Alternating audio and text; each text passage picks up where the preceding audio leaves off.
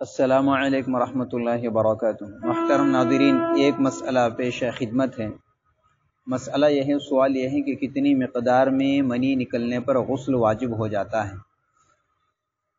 دیکھیے، غسل واجب ہونے کے لیے شریعت میں منی کی مقدار کی تعین نہیں ہے۔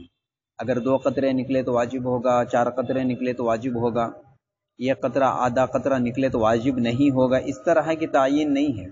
حدیث پاک میں ہے الماء من الماء، ناپاک پانی نکلنے پر پاک پانی سے غسل کرنا واجب ہو جاتا ہے، البتہ وہ ناپاک پانی کا نکلنا جوش کے ساتھ ہو، ہوش کی حالت میں ہو۔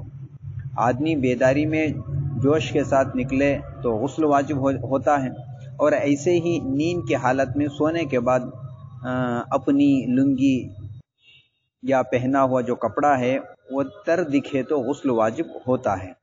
باقی مقدار شریعت میں متعین نہیں ہے، خواہ وہ 1 قطرہ بھی نکلے، 2-4 قطرے بھی نکلے، بہر صورت منی نکلنے پر غسل واجب ہو جائے گا۔ اللہ تعالی ہم تمام کو صحیح سمجھ عطا فرمائے۔